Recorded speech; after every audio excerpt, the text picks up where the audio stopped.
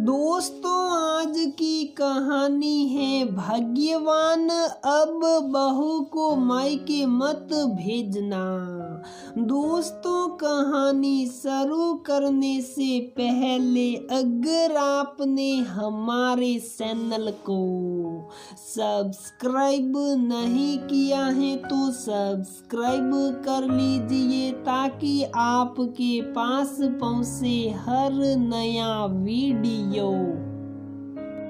Mummy, तुम्हारी बहू को तो ठंडा खाना खाना पसंद नहीं है। ननद ने हंसते हुए माँ से कहा। माँ ने बड़े प्यार से कहा, ठंडा खाना किसी को पसंद नहीं होता बेटा, लेकिन क्या करे, खाना पड़ता है। ससुराल में सबको खिलाने के बाद ही खाना खाते हैं। मैंने भी ऐसे ही किया है। और तुम जिस घर में जाओगी तुम्हें भी करना है। एक औरत को गृह लक्ष्मी और अन्नपूर्णा का दर्जा ऐसे ही नहीं दिया जाता है। बेटा प्रीति, तुम बुरा मत मानना, हम दोनों बाद में एक साथ खा लेंगे। इस सब को खिलाने के बाद नई नवेली बहू प्रीति को सासू माँ की बातें सुनकर खुशी हुई।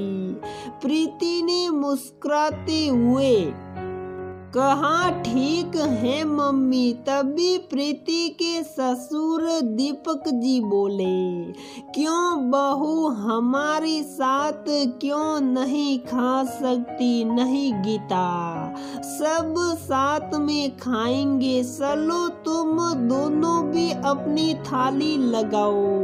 गीता जी का तो मन नहीं था, लेकिन पति की बात को टाल नहीं पाई और सभी ने साथ में खाना खाया। प्रीति की नई नई शादी हुई है। उसका पति रवि मल्टीनेशनल कंपनी में मैनेजर है। शादी करके वो छोटे शहर से सीधा मेट्रो सिटी में आ गई है। नया माहौल, नया परिवेश, सब कुछ अनजाना सा है, लेकिन अपने ससुराल वालों के सहयोग से वो धीरे धीरे अपने आप को उसी परिवेश में ढालने की कोशिश कर रही है। देखते देखते 3 महीने के बीत गए। एक दिन प्रीति काफी उदास थी। जब सास ने पूछा तो उसने कहा, मुझे मम्मी पापा की याद आ रही है, मायके जाने का मन कर रहा है। सास ने कहा, बेटा सब अपने अपने काम में व्यस्त हैं, किसी को फुर्सत नहीं है और वैसे भी इतना जल्दी मायका जाना संभव नहीं होगा। तुम ऐसा करो कि माँ से रोज बात कर लिया करो। प्रीति को सास की बात ठीक लगी। जब मन करता वो अपने मम्मी पापा से बात कर लेती। इसी तरह 1.5 साल बीत गया। अब वह एक बच्चे की माँ बन गई थी। अभी भी वो जैसे ही मायके जाने का नाम लेती तो सास ससुर किसी न किसी बहाने टाल देते। मम्मी पापा भी जब कहते तो यहाँ से जवाब मिलता कि फुर्सत नहीं है, काम ज्यादा है, कोई ना कोई बहाना करके टाल देते। प्रीति को कई बार शक हुआ कि कहीं ऐसा तो नहीं ये लोग मुझे मायके जाने ही नहीं देना चाहते, पर तुरंत ही इस बात को नकार देती कि ऐसा रहता तो सास ससुर मुझे इतना प्यार करते ही नहीं ऐसा नहीं कर सकते वो। एक दिन प्रीति पति के सामने बहुत रोने लगी कि मुझे माँ के घर ले चलो, मेरे पापा की तबीयत खराब नहीं रहती है, वो इतना दूर शहर नहीं आ सकते।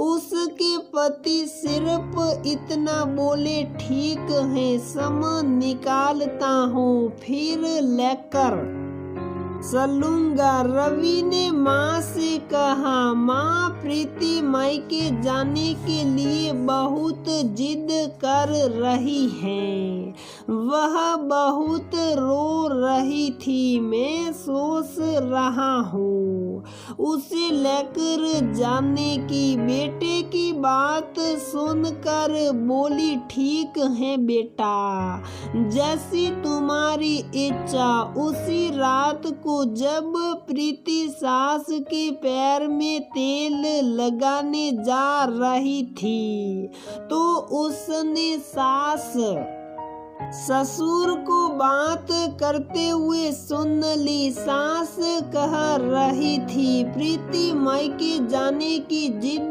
कर रही है और रवि उसे लेकर जा रहा है, आप कुछ कहेंगे नहीं? बेटा बीवी का गुलाम बन गया है, आपसे पूछना भी जरूरी नहीं समझा, कुछ करिए इससे पहले कि बेटा पूरी तरह से हाथ से निकल जाए। तब ससुर जी बोले, अरे ऐसे कैसे लेकर चला जाएगा वो बिना मुझसे पूछे? मैं किसी भी हाल में बहू को मायके नहीं जाने दूंगा। इसके बाप ने जो मेरी बेइज्जती की ना, उसका बदला तो मैं लेकर रहूंगा। दोनों बाप बेटी का मिलना बंद कर दूंगा।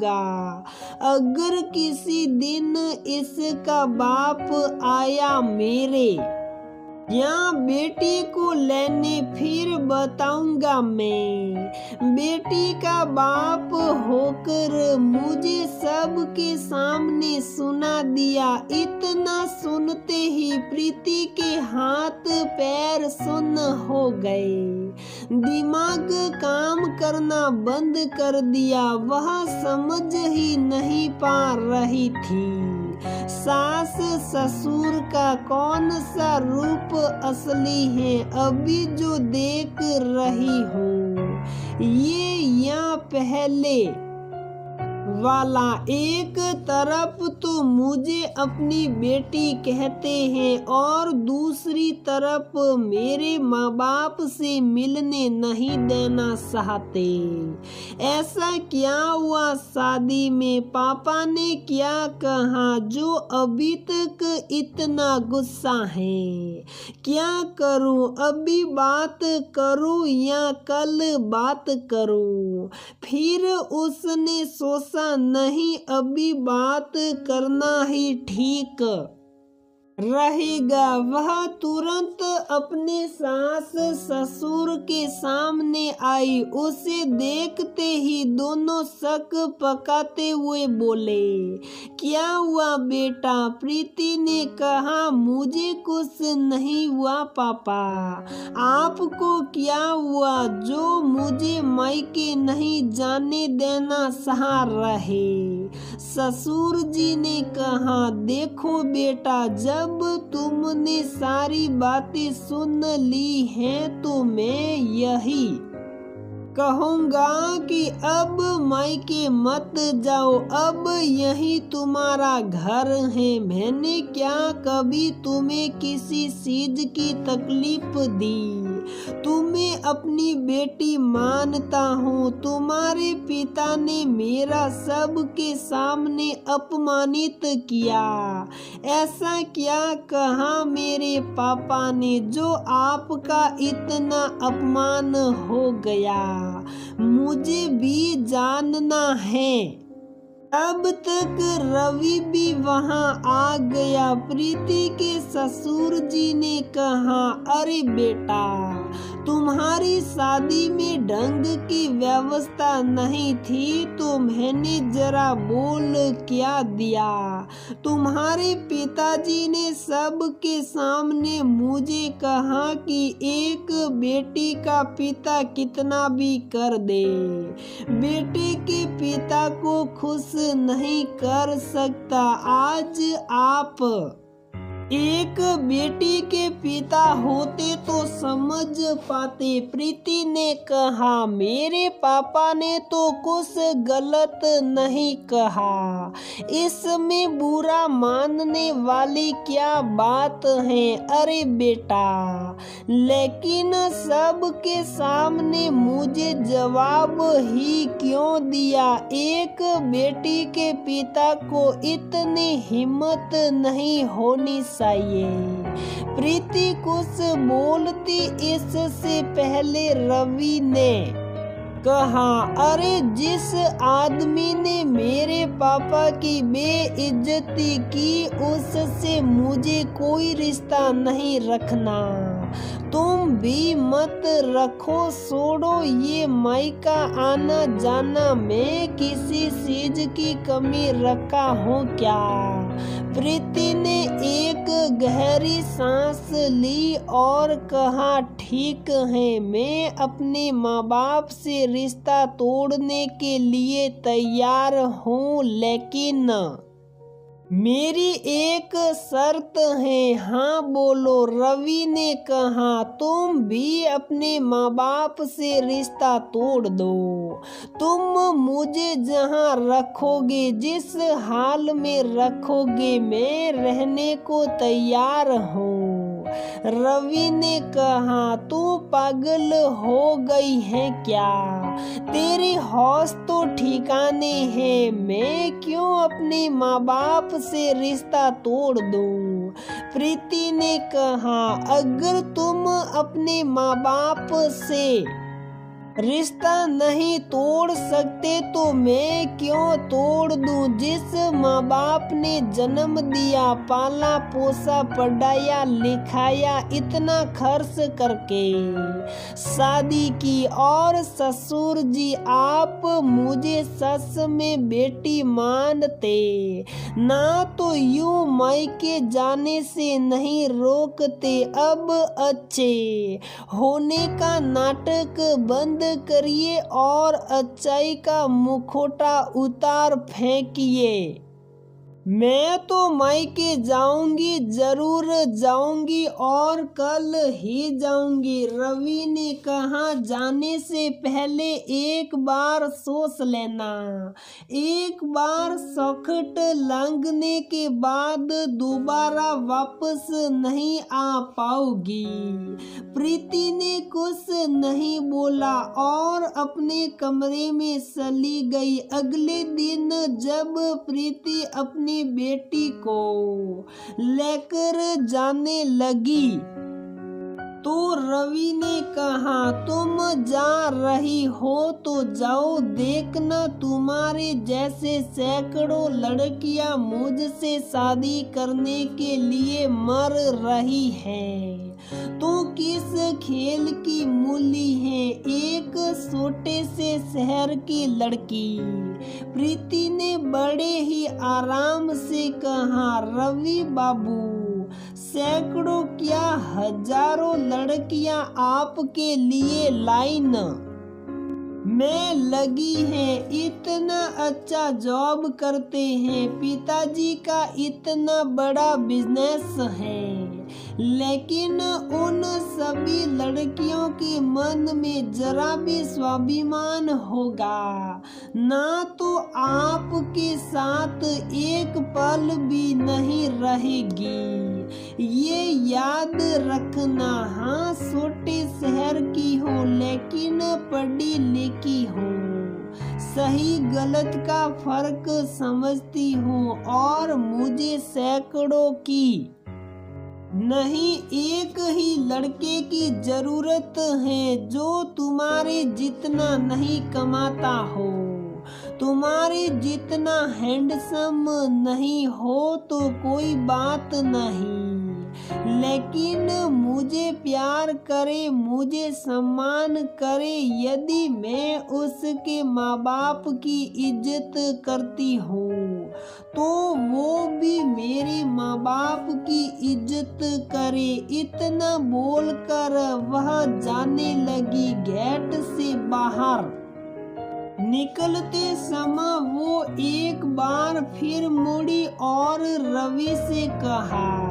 रवि तुम अपने माँ बाप से प्यार करते हो, उन पर विश्वास करते हो, अच्छी बात है, लेकिन खुश रह पाओगे और किसी को खुश रख पाओगे। एक बात और, मैंने आपसे सच्चे दिल से प्यार किया, इस घर को सच्चे मन से अपनाया। मैं रिश्ता तोड़ना नहीं चाहती। अगर तुम चाहते हो कि मैं वापिस आऊं तो अपने आप को बदलना, फिर मुझे लेने आना, अगर नहीं तो मत आना। तुम्हारे अग्रिम जीवन की बहुत शुभकामनाएं। और ससुर जी, आपका नाम दीपक है तो दीपक की तरह अंधेरा दूर करिए। अपने बेटे के जीवन में अंधेरा मत करिए। कहीं आपका ये घमंड आपकी जिंदगी के साथ आपके बेटे की भी जिंदगी न तबाह कर दे। इतना बोल वह तेजी से बाहर निकल गई। रवि और घर के सभी लोग उसे एकटक देखते रह गए। तो दोस्तों, हमारी ये कहानी यहीं पर समाप्त होती है। अगर आपको हमारी ये कहानी पसंद आती है तो प्लीज वीडियो को लाइक करें, शेयर करें और हमारे चैनल को सब्सक्राइब जरूर करें।